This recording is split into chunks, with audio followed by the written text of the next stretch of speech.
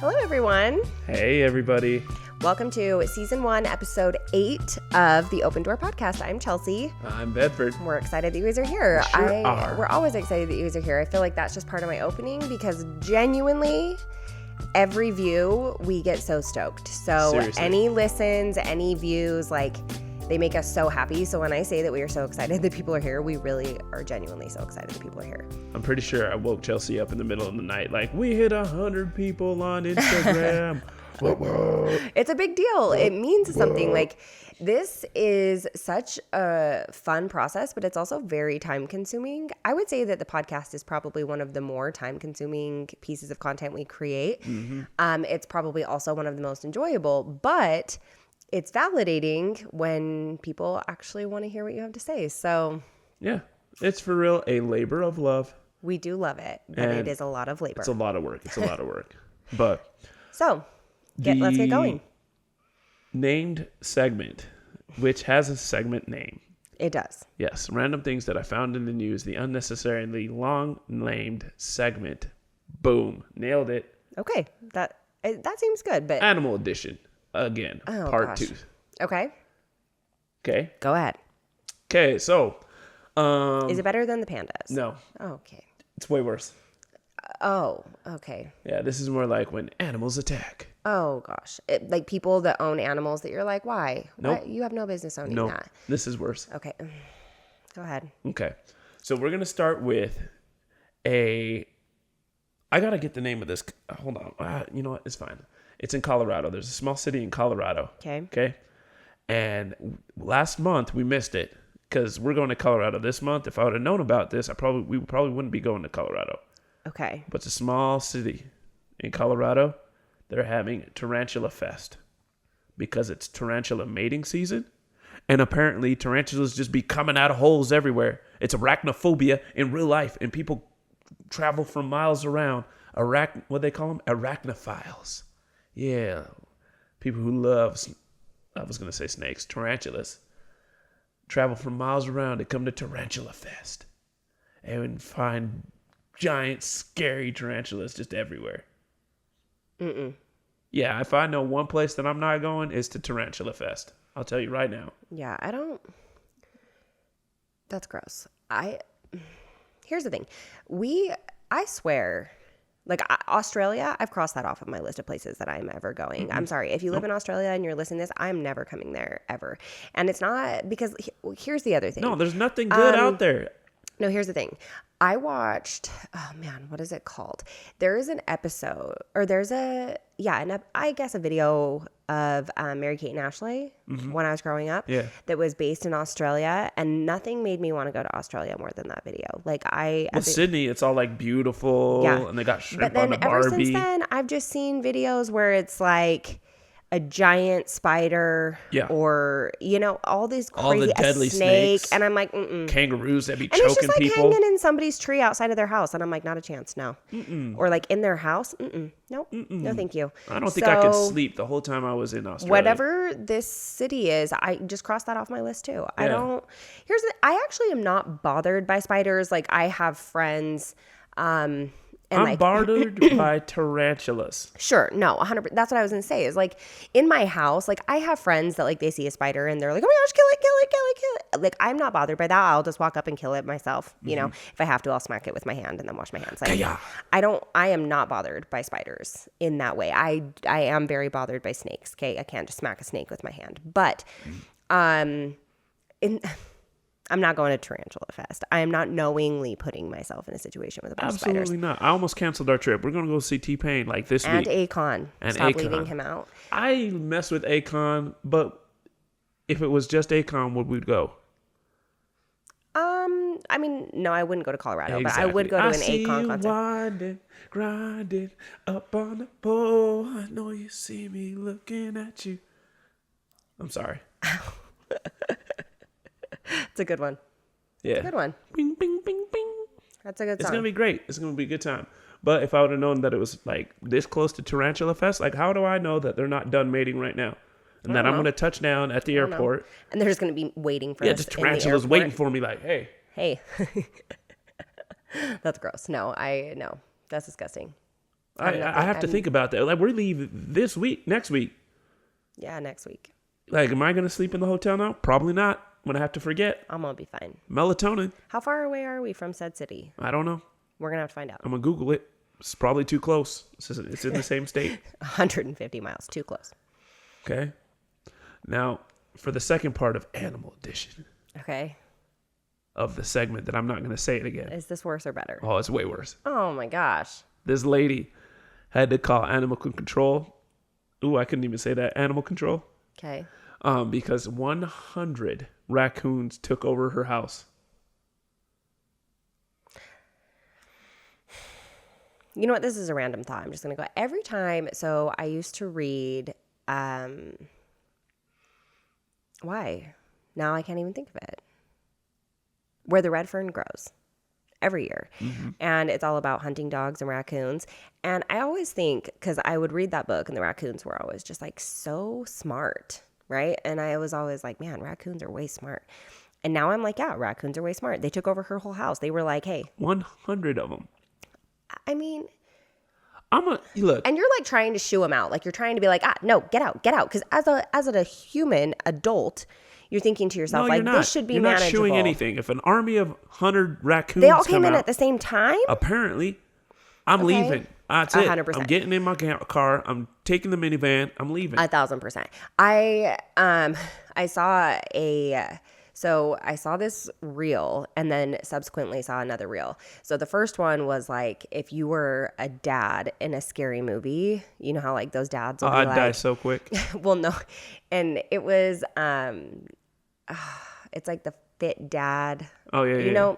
Anyway, and it's like he's talking to his kid and he's like, what are you doing? And he's like, just playing with my friend. And then all of a sudden it flashes to him as the kid. He's sitting in a corner staring at the corner, you know? Yeah. And his dad's like, you're staring at a wall. And he's like, yeah, he's in the wall. And then the next thing you know is that like song that's like by Jordan Sparks, the walking song. Yeah. And he's like carrying his suitcase to his car. But then right after that, I saw another one that was like, there was a ton of spiders in this person's house. Kind of goes back to the other one. And the person's just like, no. And then they use the exact same sound, like just moving out, you know? 100%. And I'm like, yeah, I guess if your house is, they all decide to move in at the same time, you're just packing your stuff and going out. Like calling an exterminator to come and fix that problem. An exterminator? Yeah. You need a gang of exterminators. Fine. You need 17 of them. Look, all I'm saying too, like, I don't mean to, yeah, I do. All right. Sometimes I have been known to victim blame, okay? I'm blaming the victim. Very often. Okay, I'm blaming the victim. What decisions did you make in your life that made it so 100 raccoons decided also, you're the one? Where did they live? That 100 care. raccoons. I just feel like it had to have happened over time. No, she had to skedaddle. 100 raccoons. Okay, you know I what gotta she look did? at this whole story. She had some raccoon bait. She was like, "Ooh, I'm just gonna catch me one or two." Like something's fishy is up. Yeah. Maybe she's late on her house payments and needs it to go. Like, it just doesn't add up. I would have heard of 100 raccoons ganging up on one person before. Sometimes, listen, if you're just listening to this, we love that. But if you don't watch some of these things for Bedford's facials, like, you're missing out. Bedford's facials during some of these things are so I don't trust the lady. That's all it is. I mean, I'm victim blaming. It's also, her fault. Probably should have cleaned up the trash. That's what I was going to say. Is it almost just feels like there is some there needs to be some accountability. They were drawn there for a reason. Exactly. Right? So I don't know about any of that. Because I know it wasn't Tarantula Fest at her house and the raccoons were like, let me just fly on over here. You know how much effort it took for them to communicate all of that? Yeah. I don't know. That's rough. 100. That's interesting. Who cleaned it up? I don't know. How did they know that there was 100? Did she count I read that and was like, ew. Yeah, I need to know who counted the raccoons is more so what I'm saying. I seen the picture and I was like, that would make me, I would get squirmish. Are you putting the picture up? You want to see the picture? Yeah, everybody needs to see the photo. See that? Yeah, I'll show you the picture. Wow. Yeah. Sometimes Bedford uses this weird sexy voice for things that I'm like, that's not sexy. They're going to see the picture and they're going to like it. Okay. Of raccoons. All right. Are you done? Yep. All right. All right. Well, today's episode is different than pretty much anything we've ever done. Is it? No. Yeah. I mean, yes. We are going to. So, for those of you that don't know, we have a 9, almost 10-year-old son that has severe ADHD, OCD, anxiety disorder. And potentially is on the spectrum. And we have had some like very unique struggles with him for his whole life. And we're going to talk about that. We're going to talk about. So, I actually had somebody reach out to me a little while ago and say, I just wanted to say thank you because I took my daughter in to have her tested for ADHD just because you were talking about your son and you were talking about like some of, the things that he did or some of his behaviors that made me think like maybe I need to have her tested. And she tested positive for ADHD and now we're getting the treatments that we need. And I just think it's a conversation that people don't talk about enough. And it's hard to talk about it because, when your kids are so young, you don't want to have to admit that maybe that's something they're already experiencing is like a mental emotional health disorder. And I will say that like, it's hard to like admit to yourself, like maybe my kid is struggling with something or maybe my kid's not normal. Yeah. In like the ways that the boxes that you would consider to be normal, right? Yeah. Like normal human behavior. Because I don't want to label him as not normal, but like some of the things that he does are not normal human behavior responses to things. Correct. Yeah. Yeah. And so I just wanted to like make that distinction really fast. So, that's kind of what we're going to talk about today is raising children that, have some like maybe behavioral struggles, mental emotional challenges. And that can be ADHD or autism or because now ADHD is almost considered to be on the spectrum, correct? Yeah. So it's spectrum adjacent. We're going to maybe start with our experiences with Rye because I think that has actually been the most eye-opening for a lot of people is hearing like maybe some of the behaviors that Ryker's had growing up and maybe what our journey with that looked like. And then maybe we can just talk about what we do now and some of the things that we've done to maybe help him. So let's jump into it. Yeah. Yeah. So I want to say, when did we kind of start to realize like, hey, this kid is a little bit different? I think, well, actually we got to back up a little bit, right? So he's our second child, our first together. Okay. Correct. And to kind of set the stage a little bit, Jax has always been our oldest. Jax has always been a super quick learning kid, relatively obedient, pretty easy. Okay. Super flexible, mentally. So if there was something that we needed to have done or something that he needed to try, it typically was pretty quick. Right. And so we had our second child, which is our first child together. And we noticed right off the bat, he was a little bit different. I think part of it was he was born super early. So Ryker was born dang near 9 weeks early. So he was born at 8 weeks on the dot, right? So 8 weeks early, and that's we fought hard to keep him in there up to the 8 weeks on a dot. So he was born. He weighed what? 4 pounds. 4 pounds 7 ounces. He was tiny, and like there's a picture of me holding him, and if you're watching the video, we'll have to go get that. But like my thumb is as big as his whole arm, and the guy is just a tiny little guy. He ended up spending a lot of time in the NICU. 31 days. 31 days, and this is our first child together, so we kind of lived at the hospital, and balanced that with our other child who was going every other week to his dad's house. It was crazy. It was a lot of stuff going on, right? So, we have one child that's a pretty quick learner at 2. He was walking really early. He was talking really early. And then we had Rye, who was not so much doing those things, right? Correct. And over time, you always learn and you talk to doctors and they're like, every kid's different, which is true. But we just kept thinking to ourselves, well, like, is our other kid a genius or is he behind? And I think we spent a lot of time like trying to figure it out. And all the while, the biggest difference between Jax and Ryker was sleep. Oh my gosh. Well, and I think it was really easy to credit a lot of what was happening to his early birth experience and his time in the NICU. So Jax was a little bit superhuman in the way that Jax was walking. He started crawling at 4 months. He was walking by 8 months. Now, in Riker's defense, his head was huge. It was. Boy couldn't, it was not going to work out. But like Physics. Jax has always been he likes learning, right? So he likes taking in new information. He likes trying new things. He doesn't always stick with them. He rarely ever sticks with them, if we're being honest. But he likes trying new things. He's pretty adventurous in that way. And like he likes academics, he likes taking in information. Ryker is very much the opposite. He does not like taking in information. He doesn't really like trying new things. He doesn't. And so when I would take him to the pediatrician and I'd say like, listen, he's almost 1. Homeboy is just barely learning how to crawl. And they would be like, oh, it's fine. Like he was born early, and that could totally be part of it, right? Like that could totally be and true. his head was huge. Like he was the kind of kid where his head would tip over.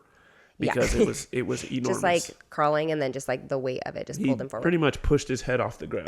Just dragged it. And so he and that could totally be the case. So like nothing that we say do I want you to think like, oh my gosh, well my kid didn't start, because it could totally there's a normal. Large amount of things that could be causing those things. But he didn't talk very much for a very long time. It took him a long time to walk. But then sleep. So just to preface this, Ryker didn't sleep through an entire week all night long until he was 5. And he still doesn't do that very well. Yeah. So today. And he's 12. Generally speaking, how old is he? He's almost 10. Yeah. Generally speaking, Ryker sleeps okay as long as Jax is home. But if Jax is not home, then Ryker still comes upstairs and sleeps on the floor in the hall. But again, we were kind of just attributing this to the idea that like he was in the NICU and there was all of this noise all the time. There was constant beeping. They were coming every 3 hours. Yes, every 3 hours they were coming in and doing checks. If you've had a baby in the NICU, you know that it's like a strict every 3 hours. Every 3 hours they're coming in, they're checking his IV, they're changing his diaper, they're feeding him, they're doing his vitals, all of those things. So he's getting woken up every 3 hours around the clock for 31 days straight. And so coming home, we were like, okay, well, obviously, like he's a new baby and he has this like very structured routine. And we just kind of left it up to that. But then it got to the point where like, and we've all slept trained a kid, you know, but Ryker would not be sleep trained. Okay. Ryker would be in his room, and you guys, you can judge me if you want to. But like all the sleep training things were like, okay, you're going to put them in there. You're going to go in after 5 minutes, after 10 minutes, after 15 minutes, after 20 minutes. Then you're just going to go in every 20 minutes until they stop. Ryker would cry for like 2.5 hours. He would get rejuvenated. Yes. By us coming in. He'd be like, yeah, here we go. I got new lungs. Yes. And 2.5 hours. Okay. And then it got to the point where we realized that like, okay, going in there is like, it's making it worse. But he doesn't calm down ever. He never, like Jax, he would eventually just give up. Jax would be like throwing things at his door and be like, get me out of here. And then you would hear a sigh. And then and then he would like sometimes just fall asleep on his floor reading a book. Like he would just give up, literally. Ryker never quit. Like he would scream for hours on hours on hours. Now at this time it's hard because we're living with other people. We were living at Bedford's parents' house. But again, we're just kind of chalking it up to like a couple of things. He was born early, and number 2, he's a jerk. Yeah. And so it kind of got to the point, he's like 2.5, 3. He's not even close to sleeping through the night. And then we are getting angry, right? Yeah. Our marriage is like, we're going through some things. Obviously, we're not very well off. Okay. Ryker was not a planned baby. I'm still in the process of going to school. His parents' house. Bedford's going to school, and he's working a full-time job. She's at home with the kids. I'm never getting any sleep, and then Ryker is never letting me sleep when it's supposed to be. So I'm like working full-time, staying up till 12 o'clock. We're going through the gambit, just chaos. And then for us, it kind of got to a point where it's like, well, we got one easy kid, one kid who just, no matter what, whether it was eating. That's what I was just going to say. Ryker was hard in every way. Ryker he was like obsessively controlling about the food he 8. Whether it touched or whether it like food couldn't touch each other, and this was from a very young age, like maybe 2 like years 18 old. months old. Yes, Yeah. he is so small, and if his food touched another food, if just- you made a food that he likes differently than what he was used to, and again, you're Or if kind you of just thinking to yourself, this is normal 2-year-old behavior, right? Like 2-year-olds, people make jokes about it. You see memes about it, like, oh, I went and bought a bunch of bananas because my kid loves bananas, and now apparently they don't like bananas anymore, right? You see, and that happens. So you're kind of, again, you're just kind of chalking this up to like, he's 2, right? Ryker would do really interesting things. Like, as parents, we've all done the thing where we like touch the spoon or the fork to our lips to see if the food is too hot. If you did that, Ryker was not eating it. He's 2 years old. If you put the food up to your mouth, you didn't bite it. You're just touching it to make sure it's not too hot. He's not touching it. Yep. He's not going to eat it. He wants a whole new fork. And if you're lucky, he doesn't request a whole new plate of food. If you drink out of his drink, it's over. All. It's over. And like so stubbornly over. And I was exhausted. He was hard in every single way. He cried almost all day about nothing. Everything hurt his feelings. He was tired. He would not eat. Then he had these intense phobias of things like ants or oh my gosh, dogs, like bugs or dogs, and like these things. Like we'd be out on a walk and he wouldn't even go. Like it took him a lot to get him to go on a walk. Because he thought for sure the ants were coming to get him. And he would see like a piece of gravel and he would freak out. And when I tell you freak out, I mean he would like climb up you, like he would scale you and like be screaming at the top of his lungs. Like it was not a fear, it was a full blown phobia. Yeah. And you would be like, buddy, it's not even an ant, it's a rock. Like it just, or a piece of dirt. Like, and so he wouldn't go on walks.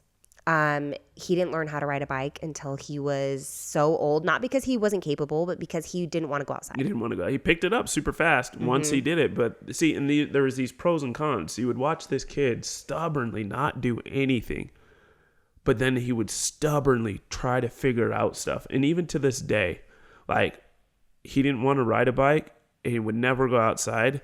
As soon as he got on his Strider and figured, like, he wouldn't get off it. Correct. And it's the same with his pedal bike now. Yeah. In so much that, like, the Strider bike was in his room with him at all times. Yes. Like, he wouldn't let it go. The Strider bike came inside. Like, it became a member of the family. But, and he would not give up. Like, if he failed at anything, he would get stubborn about it. And so we're over here just, like, experiencing this. And quite frankly, I remember you went to a doctor and you came back and you were like, I just broke down.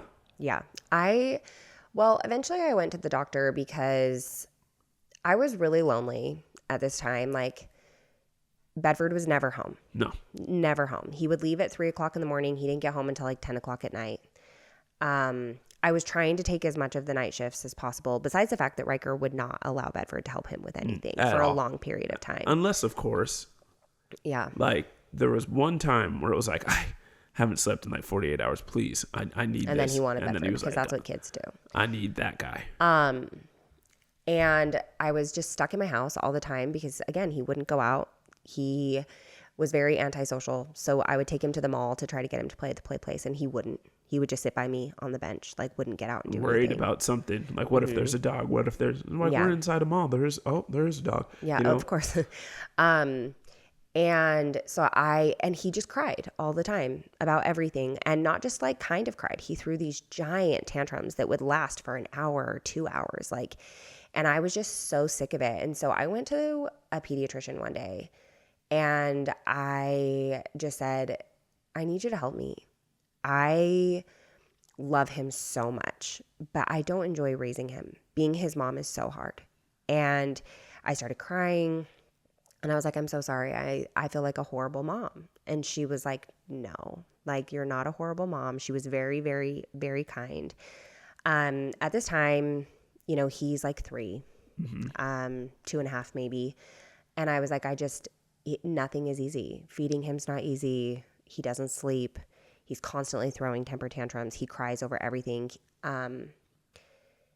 I can't, he's afraid of the whole world. Like, I can't go anywhere. I can't do anything.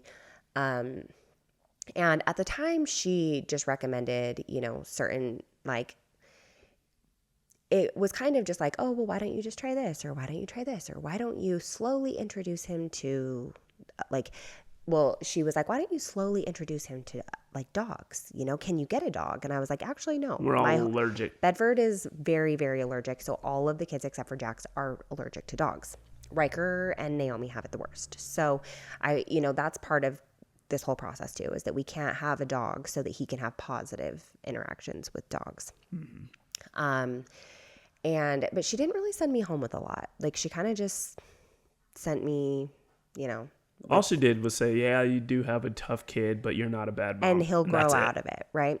So the next like pinnacle event was one night. So Jax had an ear infection. Oh. And one night Ryker starts screaming about his ears, and he's covering his ears and just screaming at the top of his lungs. I have a video of Bedford that is actually one of my favorite videos of Bedford as a father.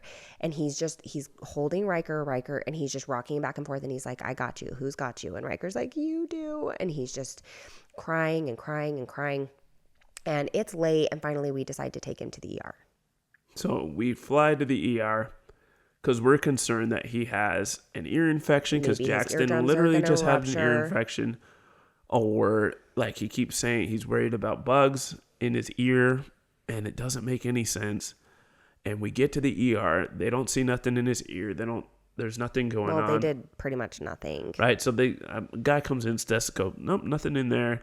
And he's freaking out the whole time. If you take his hands off of his ears, he acts like you're stabbing him. Right. And so we're just trying to hold on to him. He's losing his mind. And finally, we're like at the hospital, and we're like, what do we do? I'm trying to have him watch a movie on my phone. He's watching Moana, but he's like not watching Moana. He's just like, he's beside himself. And we're like, what is going on? He's hurting himself. He's scratching himself. He's hitting himself. Yeah. And we don't know. We're at a loss. And the hospital staff, quite frankly, like they didn't do anything. They didn't help us understand what was going on. They essentially were like, we're not sure, and then disappeared, and then let us pay for the bed. Of course they did. And so finally, like out of the blue, we were there for like, I don't know, I think it was like 3:00 in the morning. And then he goes, hey, Dad, I want to go home. He starts watching Moana. He calms down. He starts watching. He's like, Dad, can I go home? And I was like, what do you mean, can I go home? Like, me and Chelsea are like, wait, what? And he starts watching. It just happened on a dime. Yeah, it just turns off. And I was like, oh, you are an a-hole, right? Yeah. And so we're mad. Like, and then the hospital, like, so we ring up the guys, like, hey, get us out of here. And they take another hour to get home. And I'm like, yeah, I'm trying to get some sleep. He's fine. And as we're leaving, the guy's like, well, you got to, maybe he has a brain infection. He said, well, he could have a brain infection. You'd have to check with his pediatrician on Monday. Monday? Or he could have schizophrenia, but he's a little young to diagnose schizophrenia. And then he sends us out the door. And I was furious. Like, so now I'm like and it was Friday night. We spend the whole weekend like, I wonder if he has schizophrenia or a brain infection. It was so stressful. And we finally, of course, we set up a doctor's appointment. We tell him about the experience.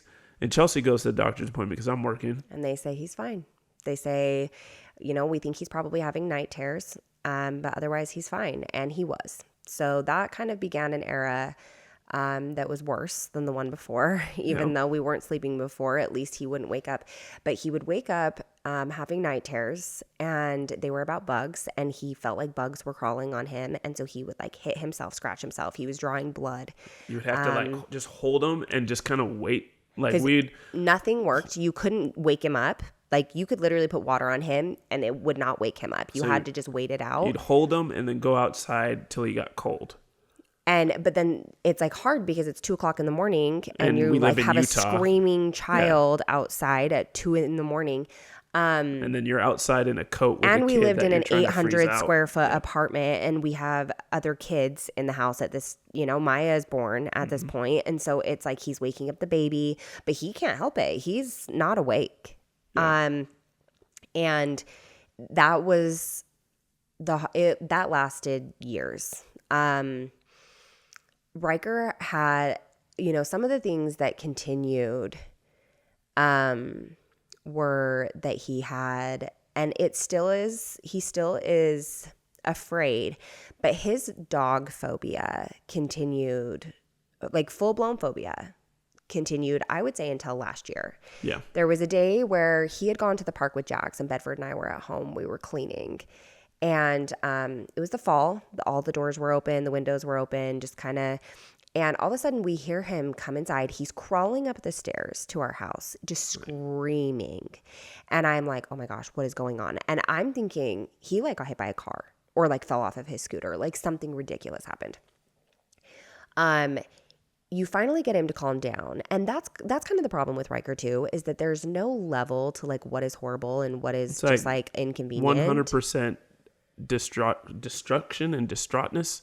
All the time. Or nothing. Yeah. And it's literally like he could stub his toe or he could break his arm. It's the exact same. Oh, yeah. Like everything is the exact same level of just like total upset. You know, it just is the same. So we finally get him to start talking, and he explains that there was a dog that was like out in the field, and the owner was throwing the dog the ball, and then the dog would go get the ball, and then it would go back to the owner. And we were like, did the dogs like come by you? No, but he was so scared of this dog that he couldn't get his scooter to start. And then he was scared that the dog was going to come over and see him. And we had tried everything. We had him, like, we said we went to go over to our neighbors who had dogs and be like, we would like you to feed this dog a treat. No, it would not happen. We would go to our friends' houses. He will stand outside the door and say, is the dog put away? He won't go inside until he knows the dog's put away. So, what other things have are like consistent from when he was little? The germ stuff is very consistent. Is still like, ain't nobody touching his spoon or fork. If it falls anywhere, even if it's just like on his chair by him, it's Food over. Still doesn't touch. He's definitely a finicky eater. And I think those were the things that were like, man, what is going on? And I think what really turned the tide, because honestly, at this point, we're like, well, we just have an a-hole as a kid. Like, he's just a jerk. And Which it was breaks tough. my heart, honestly, it was tough. looking back and realizing like what he was experiencing inside, and then looking at how I tried so hard, you guys. I don't want to make it seem like what do we do? I just kind of was so burnt out. Actually, when I signed him up for therapy, we put Ryker in therapy. And when I took him in to have him start therapy, the therapist was like, do you need therapy? And the answer was probably yes. And I was like, probably. And she was like, because most parents that have been, working with a child that has mental emotional disorders and like they are burnt out and they need their own therapy. And I was like, oh my gosh. And so as she saw him, Ryker saw the same therapist for almost 3 years. And when she first started working with him, she was the one that was like, Ryker has ADHD. And she's like, I cannot officially diagnose him, but he has like severe ADHD. He has severe OCD. He has severe anxiety. You need to take him in and have him tested. And I was like, okay. So and immediately, like all of a sudden it just like clicked, like, oh, he's not a jerk. He's struggling. And it was tough because like, even though we knew he wasn't a jerk, it just, nothing else made sense. Yeah. It's like, we could do this the easy way, but we always have to do it the hard way. Always. And it was so hard. And so all of a sudden we hear that he can't control it. And a lot of these things are just happening to him. Yeah. And we were like devastated because like, it's hard to like, I'm not going to say that we didn't do the very best that we possibly could. Because I do think that like, we fought for this kid over and over and it's tried. Like if you have a penny to give, you can only give a penny, right? Yeah. So it's like you have this penny to give, and sometimes I'm mad at myself for not giving a quarter, and it's like, but I didn't have a quarter to give. I had a penny and I was giving it to him. And I get so upset with myself sometimes because I'm like, I should have given him more. I should have. And the only thing that I could have done differently, or that, we could have done differently, was getting him mental health earlier. But like at the same time, I had seen a pediatrician multiple times where I was like, please help me. And people were like, oh, sorry, he's fine. Just he's a 2-year-old. normal. Like, which I get it. He's 2, yeah. Right? But at the same time, it's like, and some of those behaviors are probably normal for 2, but they're not normal for 7. So that's where you maybe start to distinguish that. But we gave him everything we had. But it became so much easier when all of a sudden it was like, oh, a lot of these things are not in his control. Right. And even to this day, like, it's hard. It's so hard today. Like, because you know what? quite frankly, this week, he has woken me up 3 out of the last 5 days in the middle of the night. And it's easier now to be like, oh, buddy, you know, we can work through this and I'll do what I got to do to like, and eventually I think he'll figure it out. Well, it's because we'll go like month stretches, you know, where he's fine. 2 months, 3 months, where he's fine. He's sleeping through the night. If he does come upstairs because Jax isn't home, he'll sleep in the hallway. He doesn't bother us. But then we go through these little phases where all of a sudden it's like, okay, something's going on. Maybe you don't feel good or you're not breathing great. He has asthma. And it's easier to work through that than it was when it was every night for years, literal years. Yeah, and it's easier to work through it now, especially because I think some of the things that kind of really like made it tough for him and us is like Maya came and she's relatively easy. Yeah. And Naomi came and relatively easy again. And so now we have like 3 kids and we got one that just can't win. And a lot of the time it's so hard because the things that make it hard on him are often things that he brings on himself, right? Because he will pick a fight with his sisters, who are both way fiercer than him. Okay, at 7 and 5, they will eat him alive. They're savage. Watch out, boys. Yeah, they are savages. And honestly, our 3-year-old is probably the most savage, but he will pick fights with those girls. And they will come straight for his throat, and then he's upset and like gets upset and gets, you know, angry and all of these things. And like, he'll start throwing this giant fit. And it's, you know, there are certain things that Ryker does that are really annoying or like really, you know, really rude. And as his parents, we can recognize, and because we're adults, you know, and we have the ability to be like, hey, buddy, this is what you can control. Let's do this. And this is not. And so we definitely work on the things that you can control because we're like, we got to shut that crap down. But stuff like, that he can't control, we're capable of helping him work through things. His 7-year-old sister, she's not trying to help him work through anything. She's trying to slam him straight into the wall. So it's like, he says stuff that for me in Bedford, we would be like, oh, maybe let's not say it like that. Or like, dude, let's not, you know, when you say it like that, that sounds really rude.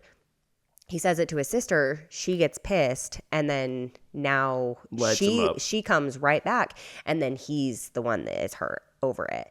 And so it's hard because he picks these little fights in our family.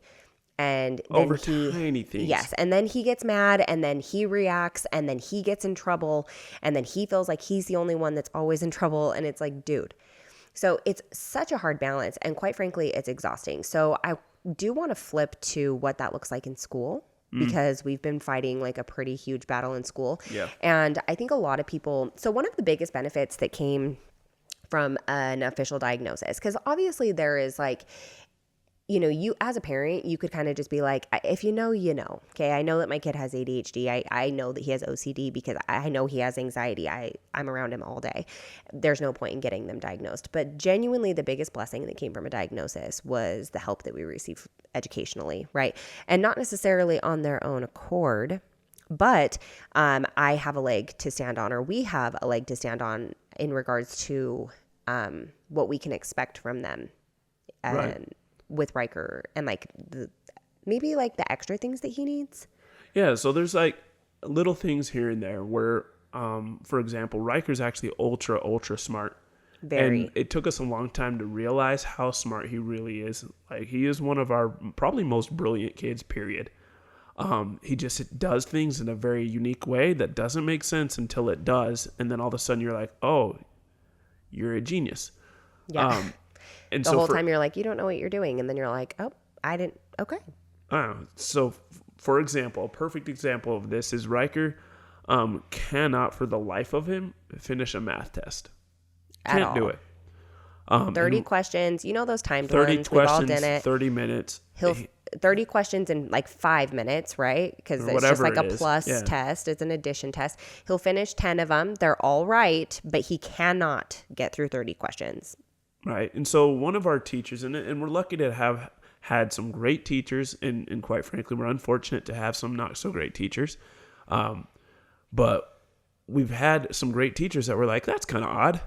Normally kids that can't do it miss them, and they miss them all. Ryker gets them spotless when he gets them, he just never finishes. And it's the same with his reading. And They it's were the same with always his like reading. his accuracy in his retell, like his ability to tell you what he read, and his accuracy in what he's reading is perfect. He's doing great. But his words per minute, like how quickly he reads, is so slow. Right. Like way, way, way below benchmark. And so we have this kid who actually is as smart as most of his peers, Just not quickly. nowhere near as quick, and or nowhere near as sloppy. And I think part of it is just because he cares so much about doing it the right way and getting it done appropriately, that it slows him way down, right? Yeah. And so all of a sudden we were like looking like he's below average here, below average here, below average here. I'm like, we know he can do these things. We sit down and read with him. We've been through the math problems. We've done the battle at the dinner table where it's like, you're going to sit there until you get them done. And we see him do it. But like, we can't get him to do it faster for the life of him. And we know that he gets them straight as soon as he gets past the emotional, like, hubbub of doing it, right? Right. And so we get some documentation, right? We have a 504 is what it's called in Utah that allows us to Or you can get an IEP. Yeah, right. So to set some parameters in place that help him succeed. And one of the parameters is simply, hey, he gets more time. When he's doing a timed test or when he's doing like a timed reading, those types of things, he's allotted more time to be able to perform so that he can, get the grades that he needs to get. Or like simple things like because he is a busybody and because he's always anxious, it's really difficult. And quite frankly, like, I will say this. Bedford feels this. When he got diagnosed with ADHD, and they were talking about some of the things that kids with ADHD does that he definitely did, I was like, All of a sudden, that is Bedford's like, oddly I should familiar. get tested. And he did. And oh, he has man, ADHD. I passed that test with And then spades. I got tested and then I have ADHD. Turns out our kids are a perfect example of the person you married and yourself. For Rye, he got the most difficult parts of both of us. But he, all of a sudden, I'm like, oh, I used to do those things. And so it made me think about, okay, what are things that I did that made things a little bit easier? And you did the same thing. Like, what did we do to kind of make it so we can focus? And so now we have documentation that says he needs to be able to move. And so he can take a fidget. Or he had, like, one class, he had a rubber band that he would just kick his feet on. They like wrapped it around the edges of his chair and he would just bounce his feet or the legs and he would just bounce his feet off of this. And obviously it's like respectful, right? Like he can respectfully use a fidget toy under his table. It can't be loud. Correct. He can bounce his legs off of this rubber band. Last year they had like chairs that were like the bounce, almost like a medicine ball. And he could sit on that as long as the ball wasn't leaving the ground. And he wasn't being distracting or disruptive. His 504 allows him to stand up and walk around in the back of the classroom. So his seat is generally in the back so that he's not distracting or disruptive. And it also eliminates homework. And so because, studies have shown that, especially for elementary age children, that homework is actually more of a burnout than it is beneficial. And Ryker has a really hard line between school and home. Like when he's home, first of all, Ryker hates school, okay? Yeah. But when he is home from school, he's home. He's not doing homework anymore. It's not happening because this is home. And so unless he needs like very specific help somewhere, he actually performs better if he can just come home and be home. Yeah. And I actually almost forgot. That was one thing that kind of like really helped us figure out like something's up. Yeah. I remember we went to the first parent teacher conference and we're like, oh man. We are in for it. Like I was terrified to go to his first parent teacher conference. Right. So we go in and the teacher's like, Ryker is such a wonderful kid. We love him. He's the best. Like the brown kid, we're in Utah. There ain't no, you can't be having that many brown kids. I look around like, no, he's the only one. The kid like that looks like he's my kid. And the teacher's like, he is so well behaved. Now, in the meantime, as soon as he got home from school, disaster. It was a blow up. It was a disaster. It was so hard. And I get that everybody says like, oh, well, they do that because they feel safe around you with like their real emotions. But like, let's be honest, like I'm grateful, but also that freaking sucks. Yeah. Okay, that sucks. And that was the first time we were like, my man is bottling everything up. Yeah. at school, and his therapist helped us kind of see that, and we were kind of like, hey, why is he a normal kid at school and he can't be normal at home? And it's like, well, he's putting on a mask. He knows that he's a little bit different, and he's aware of it. And that kind of broke my heart. I was like, oh, and it's like, so he's putting on a mask, and for 6 hours a day or however long he is at school, he wants all the other kids to believe he's normal too. And he thinks that all the other kids are looking to see if he's not. Well, he almost feels like what is going on in his head. And Bedford has actually experienced this as well. So you're going to be able to relate to this. But like, he feels like what's going on in his head, everybody can see. So like the scattered, the emotional, the agitation, all of those things, like, or just the fact that he can't focus, because he's asked, like, why can't I focus? You know, he understands. And so he feels like that's just kind of on display for everyone. And it's funny because as an adult with ADHD, one of like the symptoms or, you know, the side effects of having ADHD is always being afraid that you're going to lose your job.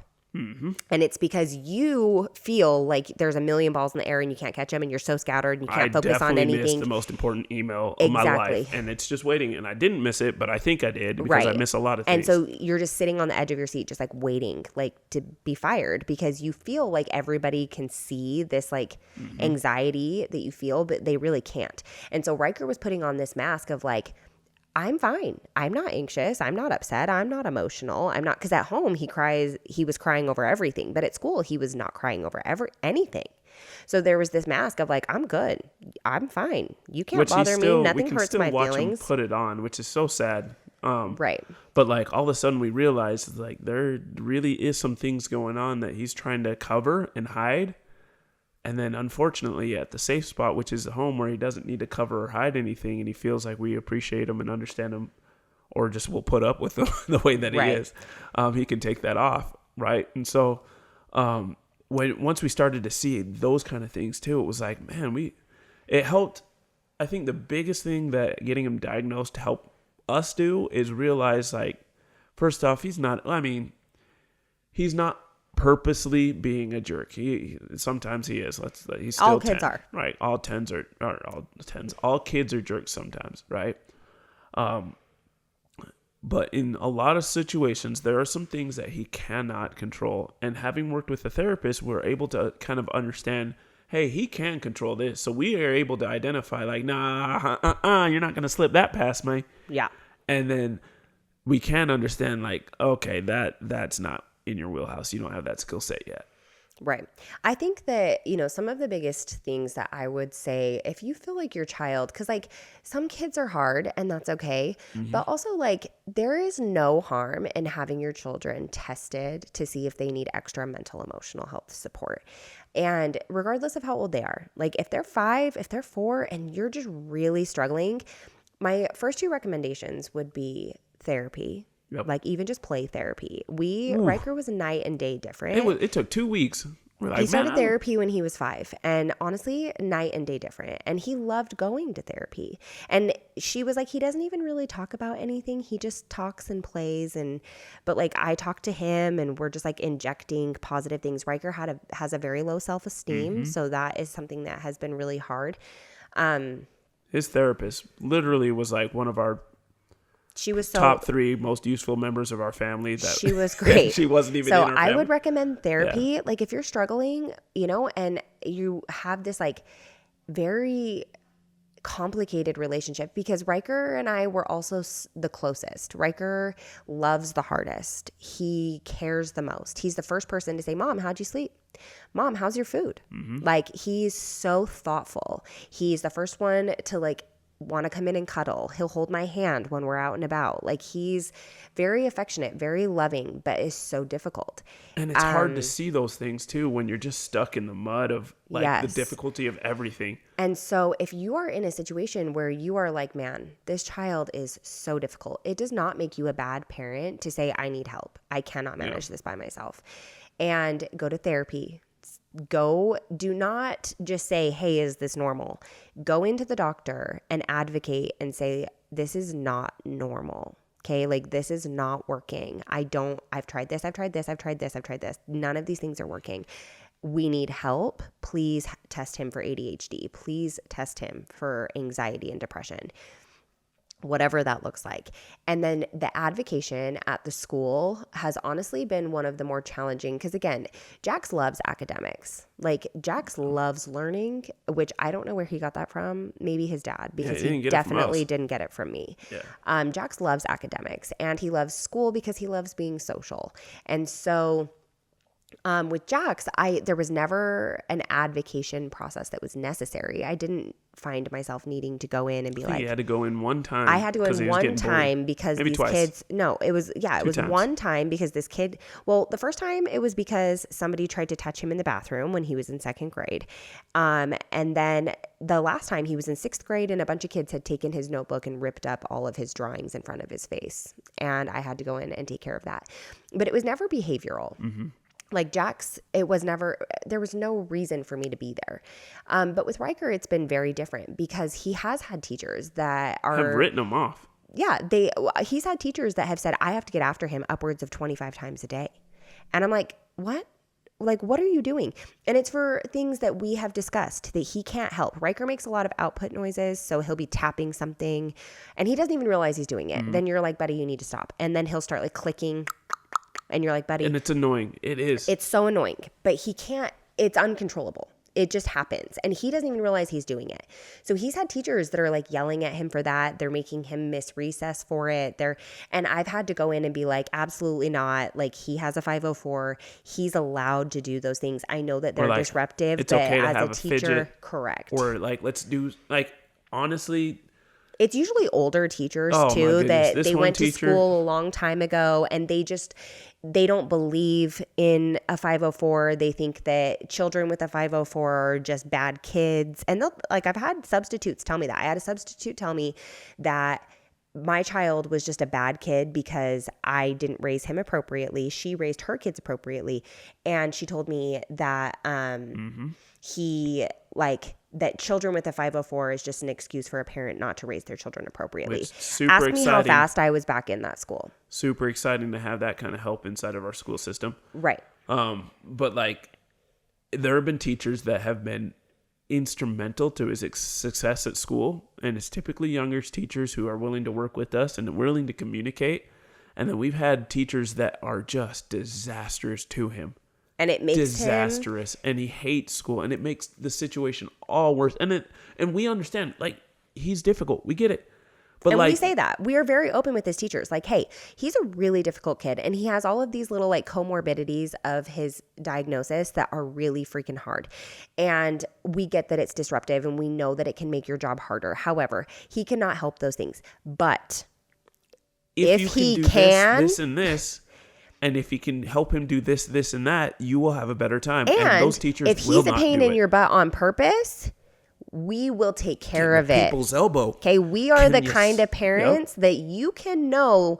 And Bedford said this to Ryker's teacher in our last meeting. He was like, I want you to know that we've got your back. Like, if our kid is making your job harder in ways that he could control, we want to know about it because we've got your back and we will take care of it. And I can promise you that it will get fixed. Because we will. We are not the parents that are like, our kid is perfect. Like, he's not. We know he's not, right? But being those kind of parents, it also makes it possible for us to advocate for him when we do not believe that he's being taken care of or cared for in the way that he needs. I'm sorry. I know that it's disruptive, but he needs something different than Jax or Maya. He needs different care. Yeah. Like, he needs different educational tools. He needs, in order for him to have a good educational experience, he needs to have certain adaptions that our other kids don't have, that a lot of kids don't need. Yeah. And it's tough sometimes because, like, you have teachers that are like, well, I didn't become a teacher so that I could deal with it. And it's like, well, then, like, that's why I'm not a teacher, because I don't like dealing with kids. Okay. Sure. So you get all the kids, not just the ones that are silent and good in front of your face, because like we've got 3 or 4 of those that are just perfect kids, little angels in the classroom. Like, you get all the kids and you have to work with us to figure it out, and it's tough because like, and people always ask about homeschool, and I just want to say, like, if it is possible for you to homeschool your kids and that is the best option for them, do it. Then totally do it. And I am not actually saying, because things could get progressively harder. as Ryker enters middle school and high school. And I have actually, as much as I do not want to homeschool, I have actually not written off the idea of homeschooling Ryker, or at least hybrid program where he's home sometimes and he's in school sometimes, because that could be the best for him mentally and emotionally and educationally. Yeah. And there are a lot of great tools for that. And so I don't necessarily, that's not something that I've written off, but Ryker actually, like, he needs the social aspect of school. He actually appreciates being able to go and make friends and like get to, because if he could stay in the house all day, every single day, he would. He would. And so, and then quite frankly, for him to be successful in life moving forward, he need that socialization, that awkward part. Like, that's what we need him to get better at. Right. Now, we're not willing to torture our child to get there. If it becomes readily apparent that homeschool is the best option, then that is something that we will do. But I also believe in fighting the system a little bit. Yeah. Like, I also believe in trying to create a better system. Instead of just allowing the system to fail children that are not mentally, emotionally prepared for public school and just, you know, and then just say, okay, well, whatever, I'm taking my kid out of school. I want to say that I tried it all. Yeah. Right. And like for us, quite frankly, like, Ryker, I mean, I'll be the first to say, like, I'm probably the most concerned and at least the least concerned for his future, right? I don't think that there's any of our other kids have the potential to, like, create something or invent something that could quite literally, like, make him a gazillionaire. Like, right. I think Ryker has the ability to create something because his problem-solving skills, his ability, like, he taught himself how to do a Rubik's Cube at 8. Or he'll come upstairs with Legos and he'll be like, look, I made a functional gun. And it's literally like shooting Legos. And we're like, how did you do that? How did that happen? How did this occur? And he's like, I don't know. I just thought about it. Like, and we're that's like, legit. Okay, you can't think about how to come get your shoes from upstairs, but you can think about making a functional gun that shoots Legos out of Legos. Like, that's fine. I know. I was like It's flabbergasted. Brilliant. I was like, I don't understand how this works, and you could load it and everything. He taught himself how to do like a kick flip. What is it on the scooter? Yeah, he's again. If there's someone determined. that's going to be able to create and do something that literally changes his life, it's probably him. Also, if he has to mold to the world standards and do things the conventional way, he's cooked. And that's us trying to, like, let's call a spade a spade. Like, we're trying to help him be able to navigate that right now while opening up every opportunity for his creative side to blossom. Well, because, I mean, even for Bedford, like, finding out that you have ADHD, and myself, finding out that you have ADHD in your 30s. Sucks. But it's so hard. It does suck. But it's also kind of eye-opening to be like, I'm not a failure. Like, there's nothing wrong with me, right? I just operate differently. And then listening to TED Talks and taking medication or whatever it is that teach you, like, you can be successful. You need to lean in on your superpower. This is where it's a superpower. Like, it sucks in XYZ ways, but it is a superpower. And being able to teach Ryker that at 10 is way different. Is so powerful for me. So that's what I would say. Like, those would just be my pieces of advice is if you have a child that is just, you think to yourself, this child's an a-hole, or they are just beating you down, like emotionally, because Ryker was taking from what we could give our other children. Like, we did not even have the capacity. We didn't have the capacity to build relationships with each other or like really sit and nurture relationships with our other kids because we were constantly taking care of Ryker. And if you have that, like, go see a professional. Like, talk about your concerns, put them in therapy, get therapy for yourself, get them a 504 so that you can advocate for them at school. Like, be the mom or the dad that goes in and is like, no, we're going to talk about this. And I don't care if you're sick of me. I don't care if you don't want to see me anymore. Like, you're going to make changes because at the end of the day, the most important thing for me is that Ryker is like my mom, like, was ferocious. Yes. Like, she went to bat for me. Like, when something happened, I watched her walk in those doors every time. She was always my biggest advocate. She always cared about me. And she always did the things that mattered. She showed up. And so I don't care if the school is sick of me. I don't care if they want to see me anymore. I want him to know that I cared. So, and we want him to know there's two things. A, we care and we've got his back more than anything, but also we expect a lot out of him still. And I think he does know that. He knows that we expect the most out of him and we expect him to do the very best that he can. Yes. And then after that, we got the rest. Yeah. And it's so much easier to set that in place when you actually know what's going on with your kid. And you just know, and it's so much easier to build a relationship with your children. It's easier to, you know, the resentment that you have toward your children that are just like making you miserable. It's so much easier to carry like that, those feelings when you understand why they have those feelings, when you understand like how those feelings came about, how you can help. When you realize that it's just like a storm inside of your child, like rather than them just trying to make you upset, then it's easier to try to calm the storm, right? Yeah. And so, but that's what I would say. I feel like I get lots of questions about this, and we've been talking a lot about it on Instagram, just like with Ryker in school and what that looks like. And so, and I've been getting lots of messages from people saying like, oh my gosh, I've been experiencing something similar. So I just wanted to do an episode and kind of talk about what things looked like for Ryker, what led to diagnosis for us, and kind of what it looks like now. So if you found that this was helpful, if you have a child that, you know, you're really struggling through things with, you are welcome to message us. You can put things in the comments. We are more than happy to, you know, obviously we're not professionals, but we can share more about our experience at least. Yeah, or we can even just tell you that you're doing a great job. And but you know, get the help that you need. That doesn't make you a better parent, or it doesn't make you a bad parent. It makes you a better parent to get help when you're feeling burnt out. So thanks for being here. We appreciate you guys. We love you. Have a good week. Yep. See ya.